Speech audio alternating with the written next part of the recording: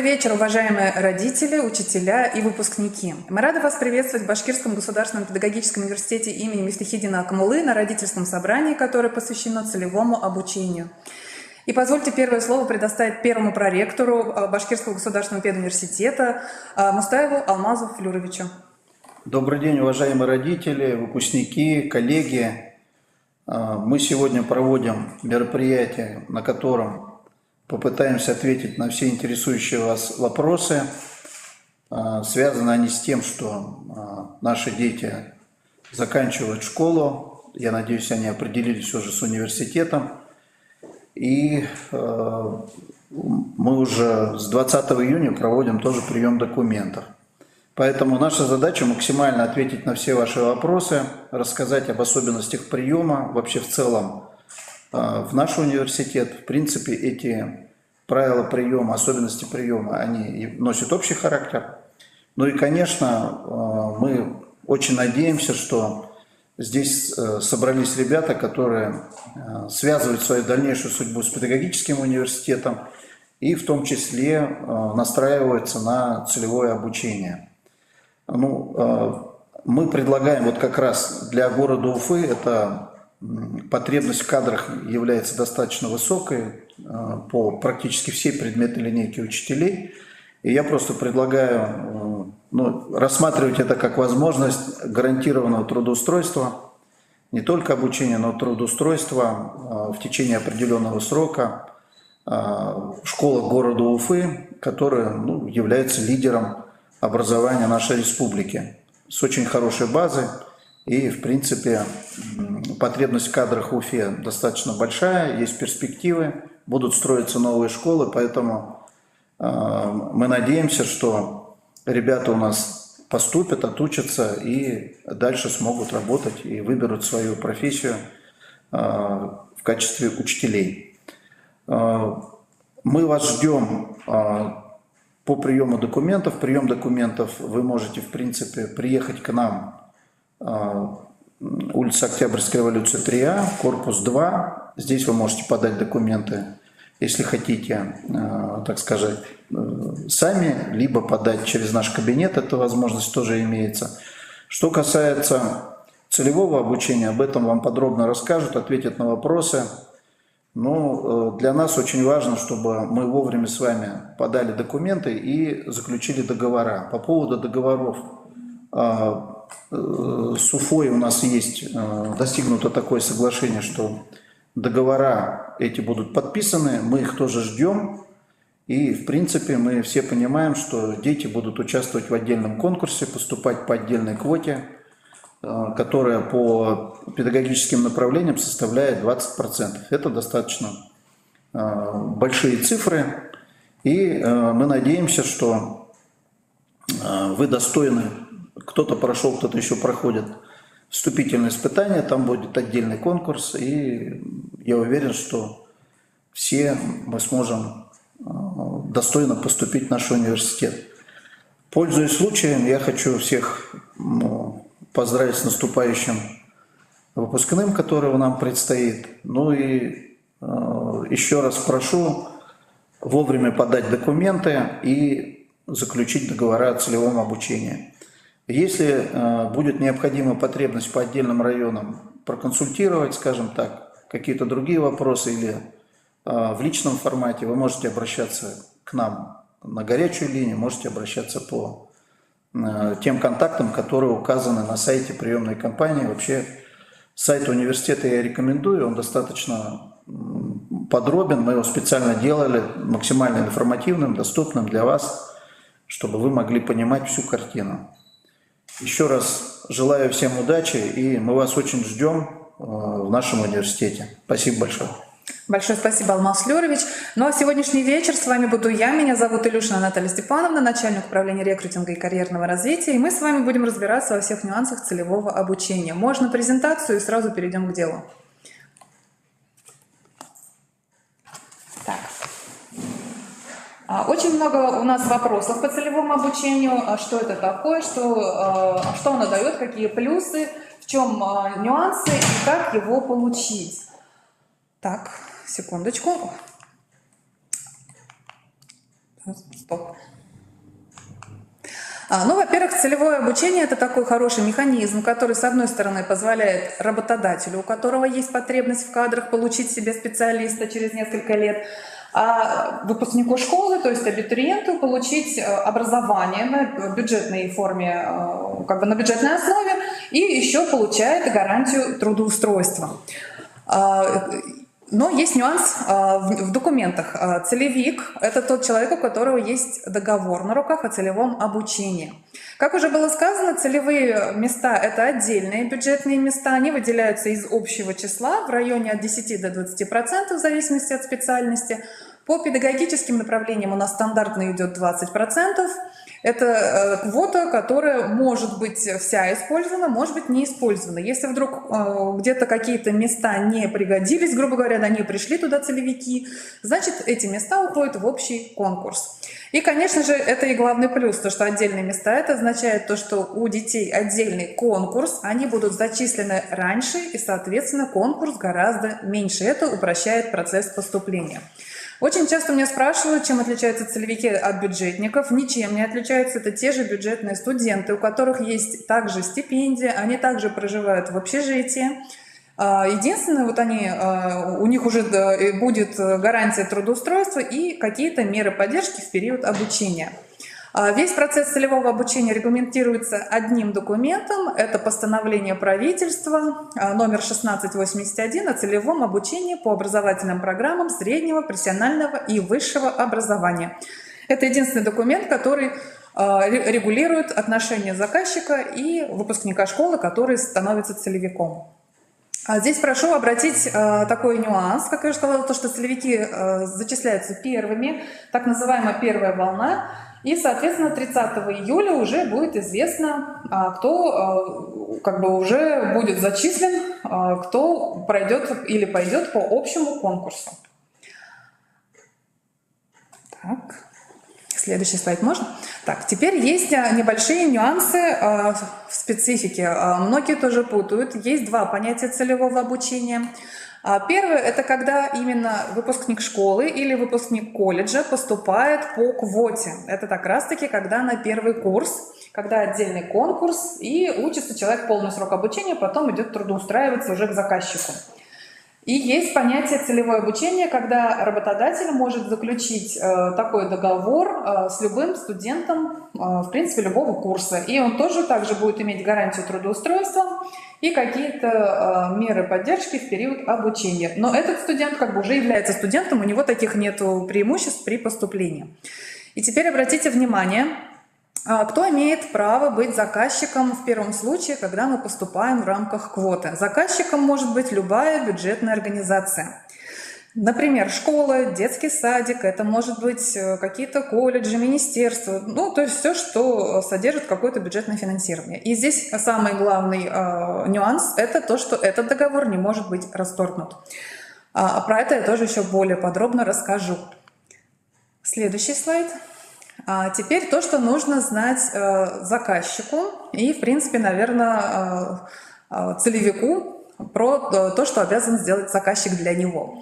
Ну, в первую очередь должна быть определена потребность в кадрах, когда заказчик выбирает себе будущего работника. Он должен понимать, что этот работник придет к нему только через 4-5 лет. У нас бакалавры учатся от 4 до 5 лет на очной форме обучения. А дальше, соответственно, еще он обязан представить какие-то материальные меры поддержки. Это не обязательно прям должно быть в деньгах, но это должно быть что-то, что можно измерить материальным каким-то эквивалентом, то есть в рубли перевести. Это могут быть стипендии, это могут быть какие-то канцелярские товары, это может быть предоставление общежития, любые другие варианты и комбинации. Позже об этом тоже более подробно проговорю. А также плюс в том, что если целевик знает, как бы, куда он в будущем пойдет работать, он может и на практику тоже ходить в эту же организацию, которая является заказчиком. То есть, в принципе, он уже будет адаптированным к рабочему месту. Он может также брать тему курсовых работ и выпускной работы у своего работодателя, который является заказчиком.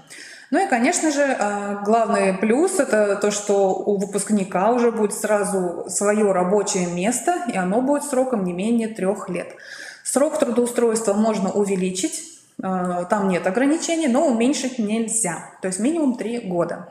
И прошу обратить внимание, еще есть такой плюс, то что если ребенок будет целевиком от системы образования, от школы, например, то на 3 года у выпускников как раз-таки есть статус молодого специалиста и какие-то свои такие доплаты, тоже приятные, я думаю, такой бонус.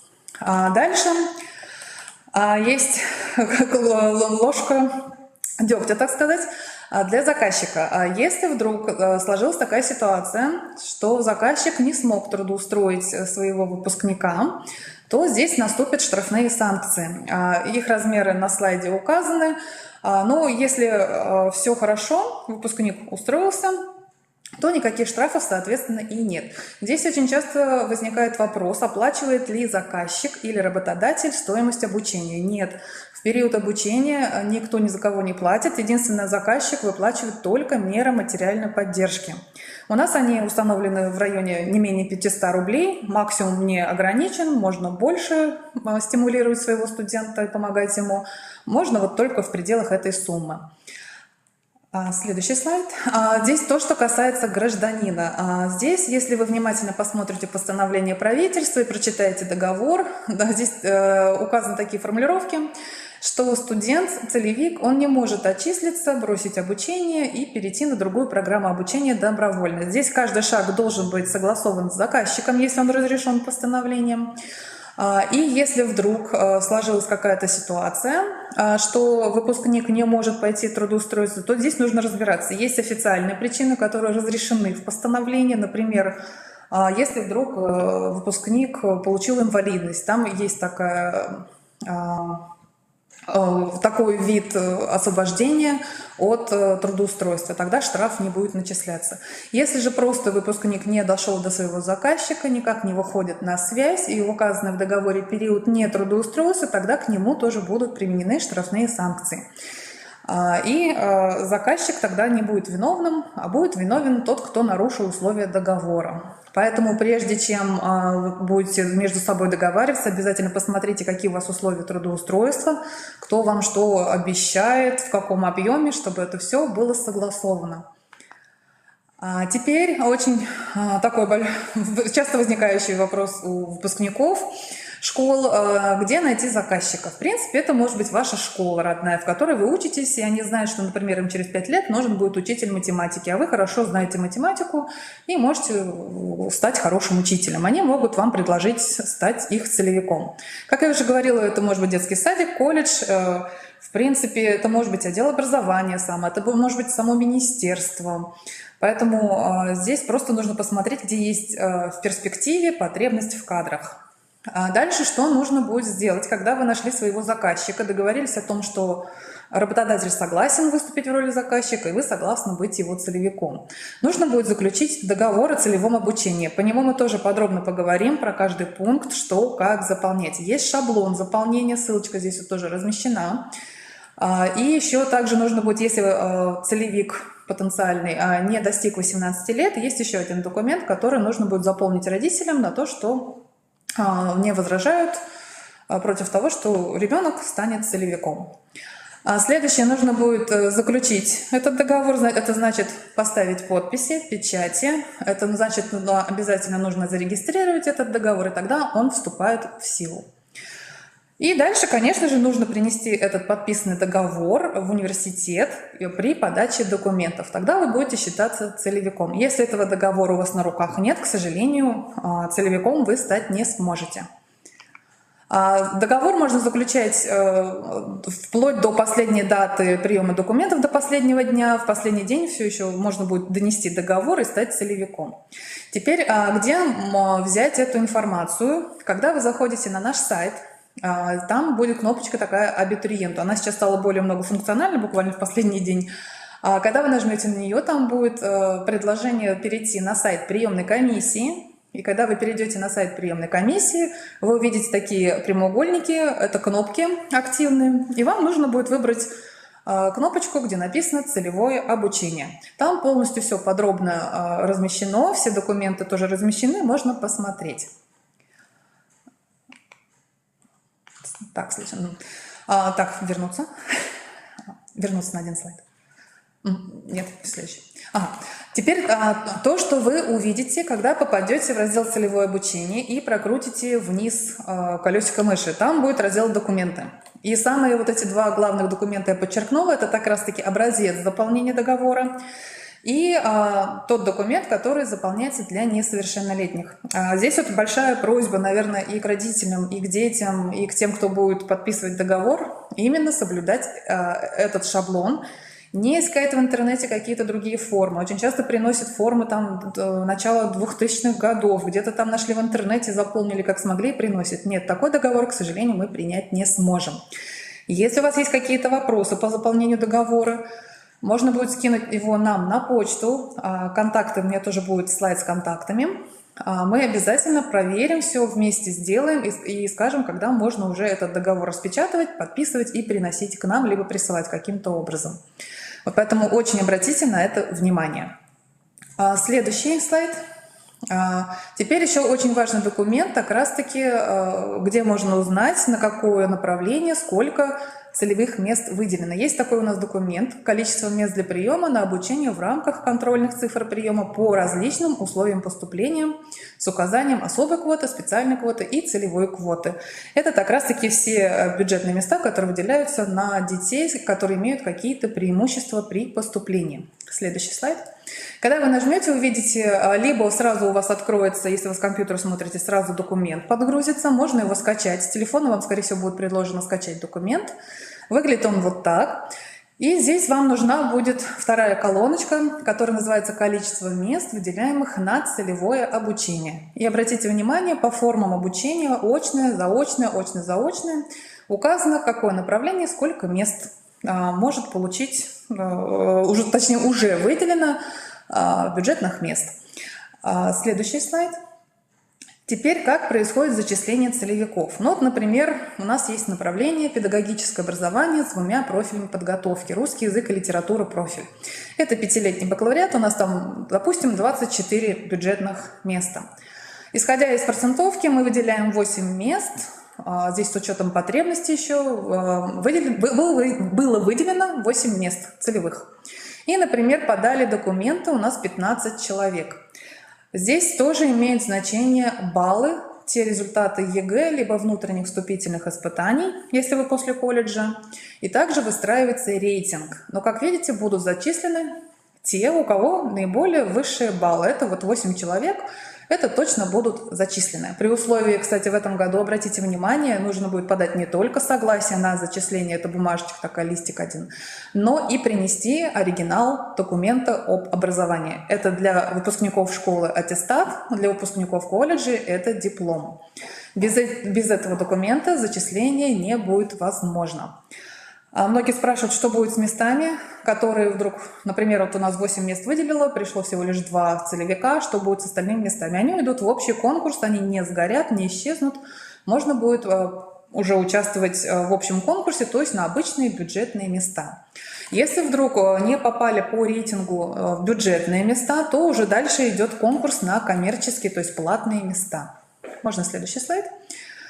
Теперь те ошибки, которые очень часто встречаются при работе с целевиками. Ну, первое, как я уже говорила, неверная форма договора, мы ее просто не можем принять даже юридически. А второе, это когда указываются выдуманные направления, как кто-то вспомнил, как где-то там было написано, услышал, увидел название. Здесь тоже обратите внимание, не зря я показала документ, который назывался «Количество мест», где указано все по профилям в количестве мест. Именно вот оттуда нужно будет брать шифр и название специальности. Если сомневаетесь, можно будет позвонить на горячую линию, можно будет написать нам на почту, либо даже подойти, мы обязательно проконсультируем, как правильно написать. Следующее, без чего мы не можем принять договор, это если не прописаны меры поддержки, обязательно в каком-то финансовом эквиваленте. Это тоже считается грубое нарушение, из-за которого мы не можем принять договор. Следующее, очень часто приносят договоры, где не указан номер и дата. Просто подписали, подписи есть, печати есть, но нету даты регистрации и нет номера этого самого договора. Здесь, наверное, просьба к тем, кто будет заключать договоры, нужно обязательно завести либо журнал, либо какую-то тетрадку регистрации и обязательно ставить номера. Без этих реквизитов договор не считается вступившим в силу. Следующие еще такие ошибки, может быть, это и такой немножко от наивности. Некоторые ребята и родители, наверное, думают, что если у них нет какого-то предмета ЕГЭ, или у них очень низкие баллы по ЕГЭ, что целевой договор может помочь поступить в университет. К сожалению, нет. Все правила приема действуют и распространяются на целевиков в том числе. То есть, например, если нужно 3 ЕГЭ, у вас, например, нету математики, ну, то есть в перечне ЕГЭ указана математика профиль, у вас нету математики профиль, то целевой договор не поможет вам поступить на это направление. И то же самое, что если у вас, например, у нас порог по математике 39 баллов ЕГЭ минимальная, а у вас, допустим, 27, к сожалению, тоже договор вам не сможет помочь. То есть правила приема у нас в первую очередь соблюдаются, независимо от того, какие условия поступления. Следующее, здесь может быть, конечно, и не ошибка, но здесь очень сложно будет и вам определиться, и, наверное, и заказчику тоже будет сложно. Это ситуация, когда выдается одному человеку несколько договоров в разные вузы, еще в один и тот же вуз еще и на несколько специальностей. И в итоге у нас складывалась такая ситуация в том году. Один ребенок был зачислен в 2 или в 3 вуза по целевому обучению. Приказы все во всех вузах России по бюджету выходят в одни и те же даты. Поэтому обратите на это внимание. Ребенок зачислился в несколько вузов. И отчислиться он уже мог только с 1 сентября, и, соответственно, он забрал еще несколько бюджетных мест у других ребят. Здесь просто просьба, ребята, уважайте друг друга, не нужно жадничать и поступать сразу в 10 вузов по целевому. Нужно определиться, куда вы наиболее хотите, и тогда уже давать свое согласие и переносить диплом. Но в этом году такой ситуации не будет, в этом году мы зачисляем по наличию аттестата. В том году из-за пандемии аттестат был не обязательно приносить, поэтому я думаю, в этом году таких ситуаций у нас не будет. Ну и следующее, здесь, наверное, больше заказчиков касается. Иногда целевики, когда видят, что проходит по общему конкурсу, они просто не пользуются своим целевым договором, отказываются. Здесь просто такая просьба убедительная, что нужно искать себе такого выпускника школы, который действительно хочет к вам пойти работать, и он от вас не откажется так легко в процессе конкурсной ситуации. Можно следующий слайд. Теперь то, что касается договора. Вот то, что вы видите, это как раз-таки тот шаблон, который размещен на сайте. Он уже актуализирован, им можно пользоваться. И там, где все помечено красным цветом, нужно вписать свои данные. Где-то они у вас будут совпадать, где-то не совпадут. Первое здесь то, что я уже говорила, обязательно наличие номера регистрации и даты. Видите, красненьким прям жиром написал, что, например, номер 1 от 27 мая.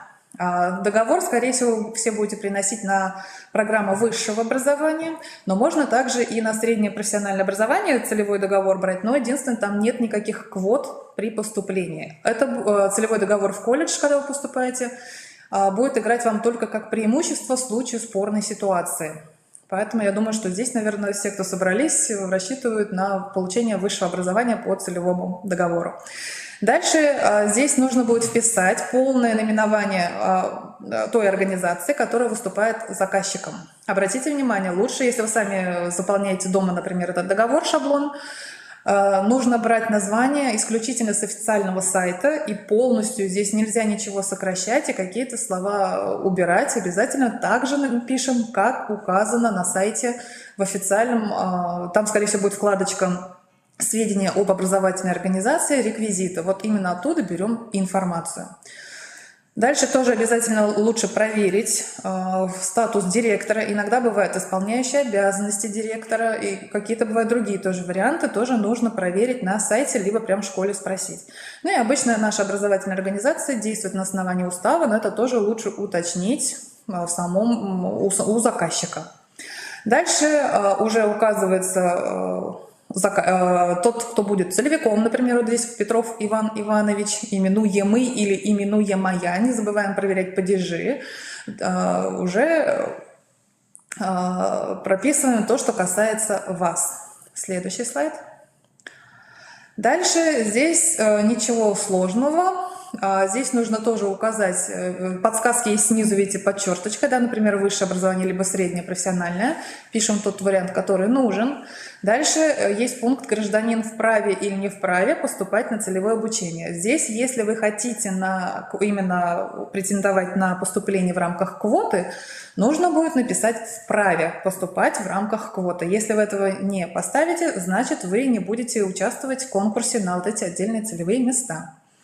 Следующее. Обязательно должна быть фраза, что заказчик предоставляет меры поддержки. Договор, здесь объясню, в чем разница, потому что договор универсальный, он составлен и для тех, кто будет поступать в рамках квоты, и для тех, кто будет заключать договор, когда уже является студентом. Поэтому здесь нужно выбрать правильные пункты для своего договора. Можно следующий слайд. И теперь самое интересное, пункт, где больше всего возникает вопросов, это характеристики обучения гражданина. Здесь лучше сразу смотреть в образец. Целевое обучение в пределах установленной квоты у вас, скорее всего, будет у всех.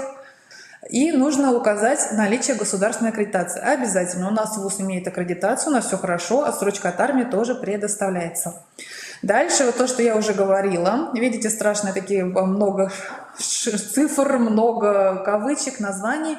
Это правильное юридическое название вашей специальности или направления. Обязательно указывается шифр. Обратите внимание, в шифрах все путаются. В данном случае вот 440305 это шифр педагогического образования, где у нас предусмотрено 2 профиля подготовки, и эти дети обучаются 5 лет. Обязательно указывается профиль именно согласно нашей документации, а не как вы где-то увидели, запомнили, или, может быть, вы хотите на какую-то специальность. Очень часто некоторые пишут именно то, что хотят, а не то, что есть. Дальше обязательно указывается форма обучения. Целевые места у нас выделяются и на очную, и на заочную форму, и на очно-заочную еще есть, поэтому тоже очень внимательно посмотрите, есть ли та специальность, которую вы хотите, на нужной форме обучения. И вот здесь очень много ошибок у нас бывает, когда пишут, на базе чего будет получено образование. Если вы заканчиваете или закончили уже школу, тогда здесь пишем на базе среднего общего образования. Если вы после колледжа, то здесь так и пишем на базе среднего профессионального образования. Если вдруг вы поступаете по целевому в магистратуру, то нужно будет написать на базе высшего образования. Поэтому очень внимательно, просто нужно каждый пункт проверить, прежде чем принести на подпись заказчику. Дальше здесь тоже очень много, часто мы встречаем ошибки, наименование университета полное. Здесь вот эти все вот слова федеральное, государственное, бюджетное, образовательное учреждение, высшее образование обязательно указывать. Это наше юридическое название. Дальше можно? Так, теперь здесь такой блок, здесь нужно просто продублировать все, что было указано ранее. Здесь те же самые шифры, то же самое требование к аккредитации. Здесь просто описывается все то же самое, только со стороны гражданина. И обратите внимание, здесь тоже я сделала подсказку, где брать шифры и названия направлений и профилей.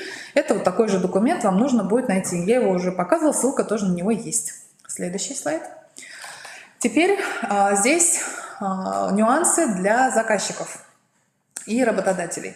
Кстати, прошу обратить внимание, да, есть понятие заказчика, есть понятие работодателя. Бывает такая ситуация, что заказчиком может выступить, например, Министерство образования или отдел образования, а работодателем конкретная школа. Бывает, что и заказчик, и работодатель – это одна образовательная организация. Например, школа, она сама себе может быть и заказчиком, и работодателем.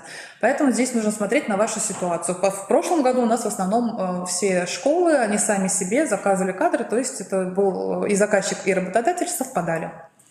Здесь нужно будет прописать, выбрать правильный вариант из предложенных. В нашем случае правильным будет это в организации, являющейся работодателем по настоящему договору. Эта фраза универсальная и когда заказчик есть, и когда заказчик с работодателем совпадают. Следующий. Теперь здесь тоже очень внимательно нужно заполнять данные пункты. Полное наименование организации, в которой будет трудоустроен гражданин в соответствии с договором. Это как раз-таки полное наименование работодателя. Тоже берем обязательно с официального сайта, либо уточняем у директора, как правильно называется организация. Обязательно место, где эта организация находится, и субъект. Дальше предлагается пункт «Характер деятельности организации». Если у нас это школа, детский садик, колледж, то здесь все просто образовательная деятельность. Если вдруг вы заказываете кадры, например, на программистов, нужно будет дополнительно посмотреть, к какому характеру деятельности относится данный целевик.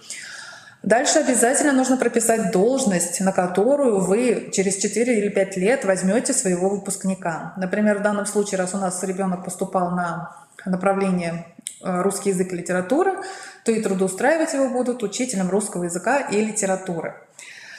А дальше обязательно указывается адрес, то есть где эта школа находится. Тоже обязательно смотрим. Бывает так, что есть один юридический адрес, и бывают еще филиалы, где-то какие-то корпуса. Указывается основной. Дальше указывается субъект. В данном случае здесь вот указывается, что Приволжский федеральный округ и Республика Башкортостан. Следующий слайд. И теперь очень сложный пункт – это виды экономической деятельности. Здесь, если вы не знаете, можно вот написать просто универсально 85.11, либо, если есть какие-то нюансы, можем вместе тоже посмотреть по классификатору, к какому типу вида экономической деятельности вы будете относиться. Следующий пунктик очень важен для работодателя. Здесь предлагают нам описать условия оплаты труда, когда уже выпускник устроится к работодателю. Здесь нужно написать тоже конкретно и максимально понятно. Да, конечно, могут измениться в течение времени какие-то условия, нужно будет заключить доп. Соглашение, но здесь обычно есть такая вот фраза: трудоустройство с установлением заработной платы не менее МРОТ, потому что мы можем не знать, какой будет именно минимальный порог по оплате труда, поэтому можно тоже так указывать. Дальше обязательно нужно указывать, когда именно выпускник должен подойти для трудоустройства. Обычно это срок не менее 3 месяцев после даты отчисления в связи с завершением. То есть, например, если в июле человек получил диплом, то значит у него есть на раздумье, да, и на то, чтобы подойти к своему работодателю август, сентябрь, октябрь. В этот период должен быть уже заключен трудовой договор. Следующий слайд. Теперь те права и обязанности.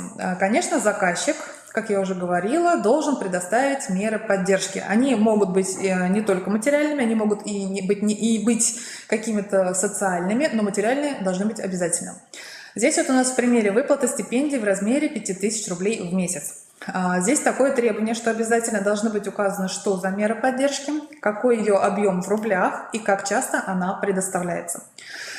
В основном у нас школа предоставляет, например, выдача канцелярских товаров на сумму не менее 500 рублей 1 раз в год. Это может быть оплата общежития, это может быть какая-то стипендия главы, если есть действительно такая какая-то стипендия. Здесь может быть компенсация проезда до места учебы. Например, если целевик живет где-то отдаленно от университета, здесь тоже нужно будет прописать, как часто она компенсируется, на основании чего и как это все происходит. Здесь может, например, происходить оплата съема жилья. Это все зависит от возможностей заказчиков и договоренности между выпускником и самой школой или тот, кто выступает заказчиком. Здесь в пункте Б, обратите внимание, можно выбрать «обеспечить трудоустройство» либо «осуществить». Заказчик, он обеспечивает трудоустройство. Если заказчик работодатель совпадают, здесь можно «осуществить», выбрать вариант.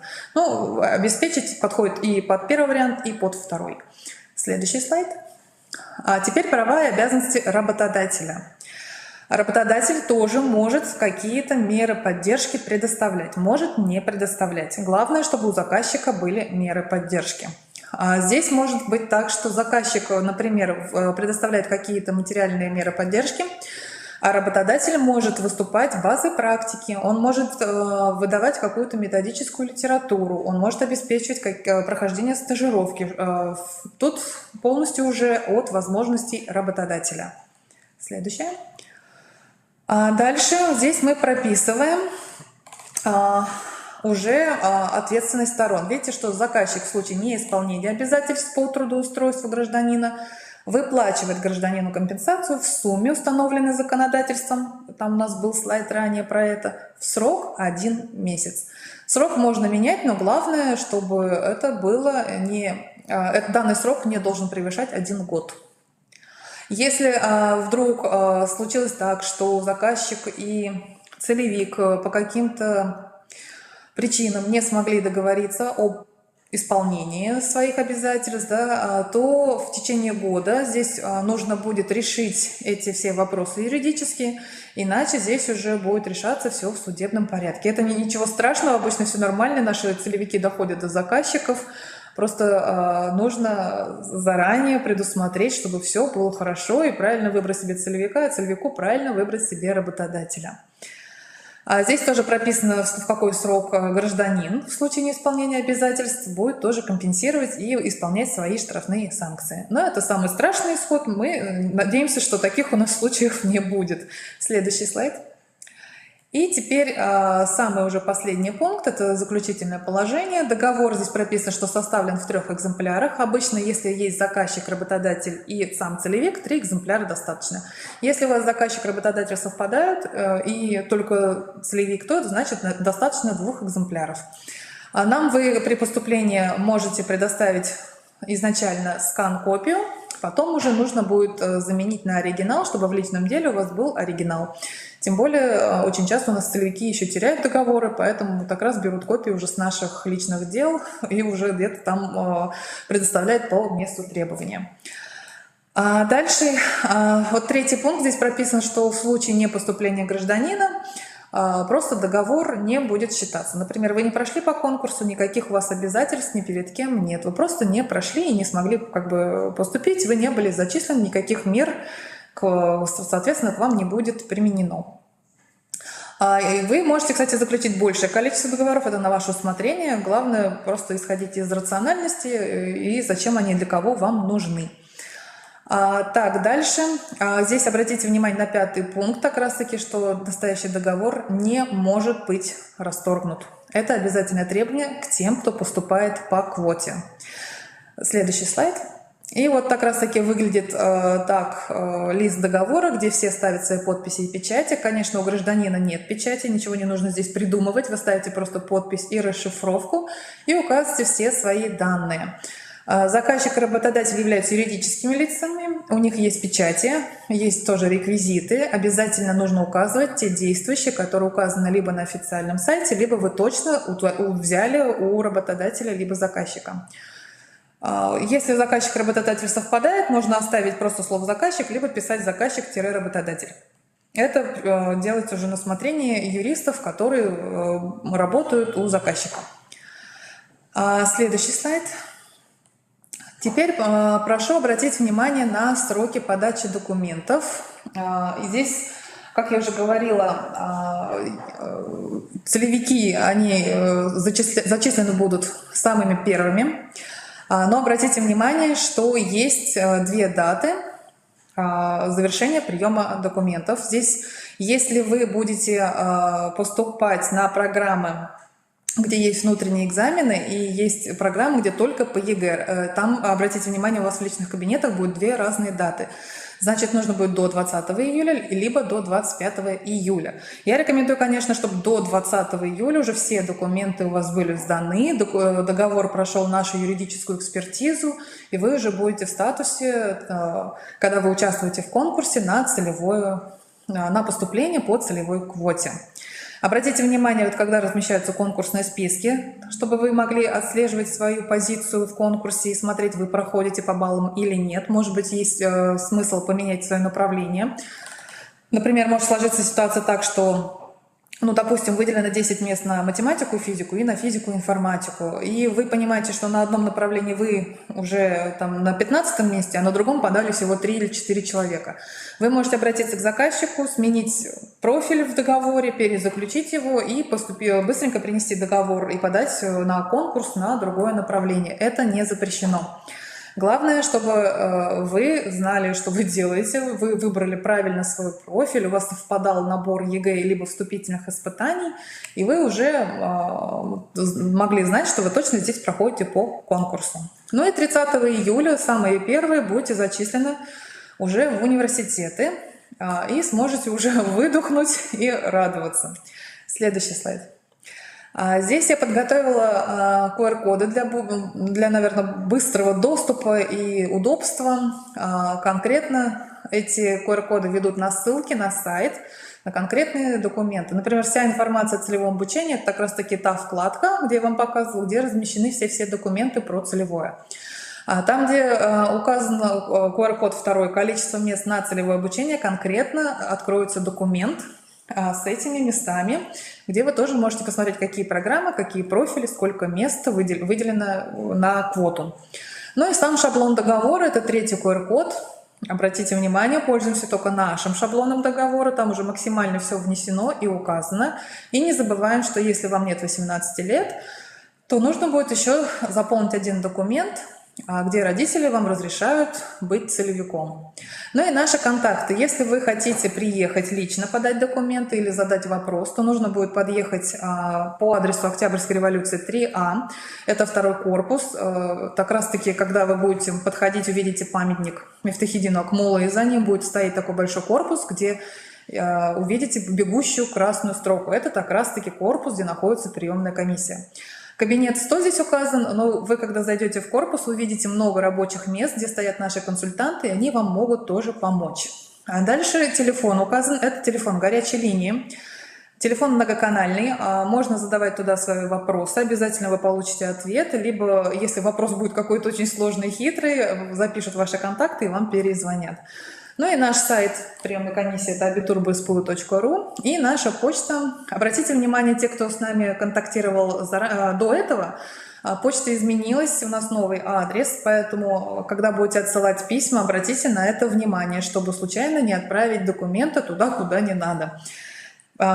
Озвучу адрес, это pk@bspu.ru. Если вы сомневаетесь в правильности заключения договора, правильно ли вы выбрали заказчика, правильно ли указали меры поддержки, можно вордовский вариант своего договора скинуть нам на проверку, мы вам подскажем, поможем и отправим уже исправленный вариант. У нас уже прием документов открыт. С 20 июня, то есть с понедельника, уже работает приемная комиссия, уже можно подгружать свои документы, регистрироваться. Если вы боитесь сделать что-то неправильно, то можно к нам приехать. Здесь, кстати, у нас оборудована зона подачи документов, есть вся техника, которая нужна для подачи документов, можно все отсканировать, все подгрузить, и есть консультанты, которые вам помогут, подскажут, что, как правильно сделать. Поэтому ждем вас, приезжайте к нам в университет.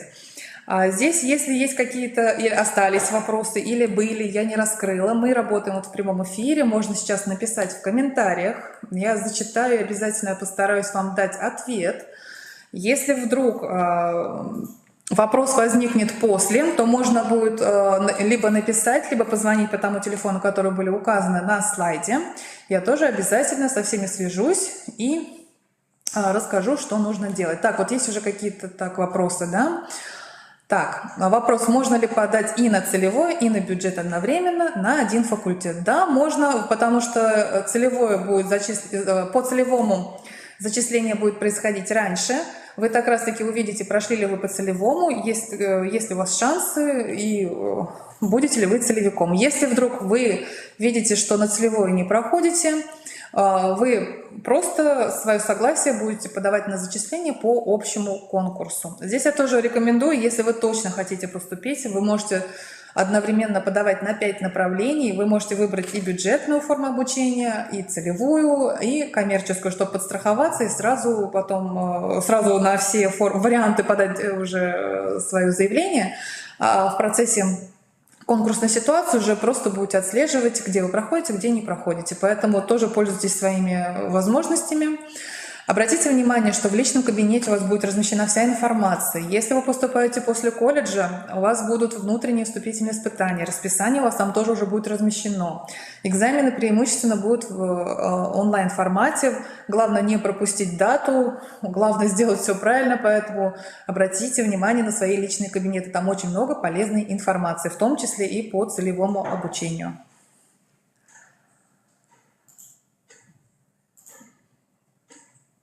Так, вроде больше нет вопросов. таком случае я благодарю вас за то, что вы к нам присоединились. Можно, наверное, сделать еще раз, показать слайд с нашими контактами. Кто не успел либо сфотографировать, либо как-то записать. Презентацию обязательно вышлем ответственным по районам города Уфы, поэтому можно будет у них взять и воспользоваться в качестве информационного материала. Ну, я желаю вам всем успехов, получить всем самые большие баллы по результатам ЕГЭ, чтобы у вас точно все было хорошо, выбрать профессию по душе. Мы, конечно же, ждем вас в нашем университете, Башкирском государственном педагогическом университете имени Мифтахиддина Акмуллы. Большое спасибо, до свидания.